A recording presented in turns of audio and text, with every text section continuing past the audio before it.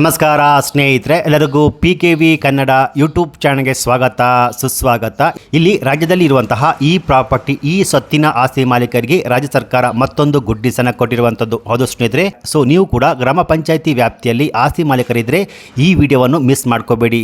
So ಈ ಒಂದು ವಿಡಿಯೋದಲ್ಲಿ ಗ್ರಾಮ ಪಂಚಾಯಿತಿ ವ್ಯಾಪ್ತಿಯಲ್ಲಿರುವಂತಹ ಆಸ್ತಿ ಮಾಲೀಕರಿಗೆ ರಾಜ್ಯ ಸರ್ಕಾರ ಕೊಟ್ಟಿರುವಂತಹ ಗುಡ್ ನ್ಯೂಸ್ ಏನು ಎನ್ನುವ ಕಂಪ್ಲೀಟ್ ಮಾಹಿತಿ ಇಲ್ಲಿದೆ. ಸೊ ಈ ವಿಡಿಯೋವನ್ನು ಸ್ಕಿಪ್ ಮಾಡದೆ ಫುಲ್ ವಿಡಿಯೋ ಕೊನೆವರೆಗೂ ನೋಡಿ. ಆಗಿದ್ರೆ ಮಾತ್ರ ಫುಲ್ ಇನ್ಫಾರ್ಮೇಷನ್ ನಿಮ್ಗೆ ಅರ್ಥ ಆಗುವಂಥದ್ದು. ಬನ್ನಿ ವಿಡಿಯೋವನ್ನು ಶುರು ಮಾಡೋಣ. ಅದಕ್ಕಿಂತ ಮುಂಚೆ ನೀವಿನ್ನು PKV ಕನ್ನಡ ಯೂಟ್ಯೂಬ್ ಚಾನಲ್ಗೆ ಸಬ್ಸ್ಕ್ರೈಬ್ ಮಾಡಿಲ್ಲ ಅಂದರೆ ದಯವಿಟ್ಟು ಇಲ್ಲಿ ಕಾಣುವಂತಹ ಸಬ್ಸ್ಕ್ರೈಬ್ ಬಟನ್ ಪ್ರೆಸ್ ಮಾಡಿಕೊಳ್ಳಿ. ಹಾಗೆಯೇ ಪಕ್ಕದಲ್ಲಿ ಬರುವಂತಹ ಬೆಲ್ ಬಟನ್ ಒತ್ತಿ. ಸೊ ನಾನು ಯಾವುದೇ ಒಂದು ವಿಡಿಯೋವನ್ನು ಅಪ್ಲೋಡ್ ಮಾಡಿದಾಗ ನೋಡಬಹುದು.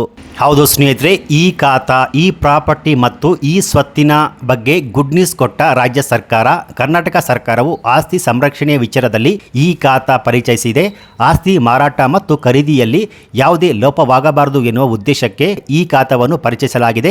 ಗ್ರಾಮೀಣ ಭಾಗದ ಆಸ್ತಿಗಳ ಸಂರಕ್ಷಣೆಯ ಉದ್ದೇಶದಿಂದ ಈ ಸ್ವತ್ತು ಸಹ ಪರಿಚಯಿಸಲಾಗಿದೆ. ಸೊ ಇದೀಗ ಈ ಸ್ವತ್ತುಗಳಿಗೆ ಕರ್ನಾಟಕ ಸರ್ಕಾರವು ಮಹತ್ವದ ಅಪ್ಡೇಟ್ಸ್ ಅನ್ನು ಕೊಟ್ಟಿರುವಂತದ್ದು. ಹೌದು, ವಾರದ ಒಳಗೆ ಈ ಸ್ವತ್ತು ಕರಡು ಪ್ರಕಟ ಮಾಡುವುದಾಗಿ ಸಚಿವ ಪ್ರಿಯಾಂಕ ಖರ್ಗೆ ಅವರು ಮಾಹಿತಿಯನ್ನು ಕೊಟ್ಟಿದ್ದಾರೆ.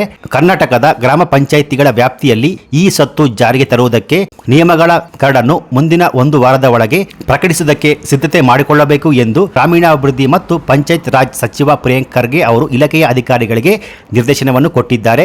ಈ ಕುರಿತು ವಿಕಾಸಸೌಧದಲ್ಲಿ ಅಧಿಕಾರಿಗಳ ಜತೆ ಸಭೆ ನಡೆಸಿ ಕರಡು ನಿಯಮಗಳಲ್ಲಿ ಕೆಲವು ಬದಲಾವಣೆಗಳನ್ನು ಅವರು ಸೂಚಿಸಿದ್ದಾರೆ. ಅಲ್ಲದೆ ಸೋಷಿಯಲ್ ಮೀಡಿಯಾ ಎಕ್ಸ್ನಲ್ಲೂ ಈ ವಿಚಾರವಾಗಿ ಮಾಹಿತಿಯನ್ನು ಹಂಚಿಕೊಂಡಿದ್ದಾರೆ.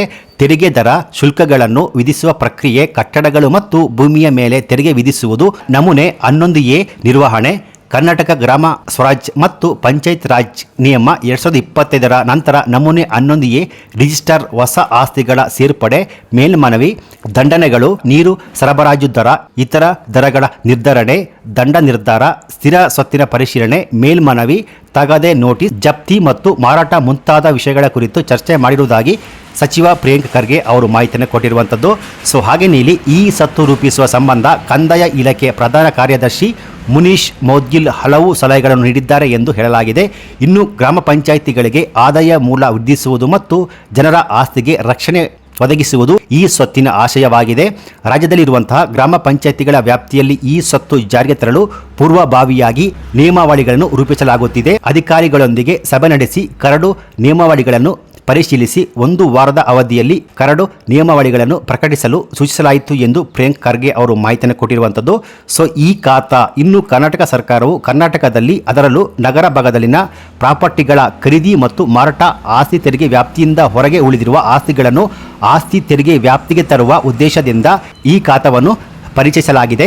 ಆದರೆ ಇದೀಗ ಈ ಖಾತಾ ಎಲ್ಲ ಆಸ್ತಿದಾರರಿಗೂ ಸಿಕ್ಕಿಲ್ಲ. ಬೆಂಗಳೂರಿನಂತಹ ನಗರದಲ್ಲೇ ಈ ಖಾತಾ ಸಂಪೂರ್ಣವಾಗಿಲ್ಲ. ಆದರೆ ಈ ಖಾತಾ ನೀಡುವ ಪ್ರಕ್ರಿಯೆ ಜೋರಾಗಿದೆ ಎಂದು ಪ್ರಿಯಾಂಕ ಖರ್ಗೆ ಅವರು ಮಾಹಿತಿಯನ್ನು ಕೊಟ್ಟಿದ್ದಾರೆ. ಸೊ ಹೀಗಾಗಿ ಗ್ರಾಮ ಪಂಚಾಯಿತಿ ವ್ಯಾಪ್ತಿರುವಂತಹ ಆಸ್ತಿ ಮಾಲೀಕರಿಗೆ ಈ ಮಾಹಿತಿ ಗುಡ್ ನ್ಯೂಸ್ ಅಂತಲೇ ಹೇಳಬಹುದು. ಸೊ ಈ ಮಾಹಿತಿ ನಿಮಗೆ ಇಷ್ಟ ಆಗಿದ್ರೆ ಈ ವಿಡಿಯೋಗೊಂದು ಲೈಕ್ ಕೊಟ್ಟು ಈ ವಿಡಿಯೋವನ್ನು ನಿಮ್ಮ ಎಲ್ಲ ಆಸ್ತಿ ಮಾಲೀಕರಿಗೆ ಶೇರ್ ಮಾಡಿ. ಹಾಗೆಯೇ ಇದೇ ರೀತಿಯಾದ ಸರ್ಕಾರಿ ಮಾಹಿತಿಗೆ ಕೂಡಲೇ PKV ಕನ್ನಡ ಯೂಟ್ಯೂಬ್ ಚಾನಲ್ಗೆ ಸಬ್ಸ್ಕ್ರೈಬ್ ಮಾಡಿ, ಸಪೋರ್ಟ್ ಮಾಡಿ. Thanks for watching.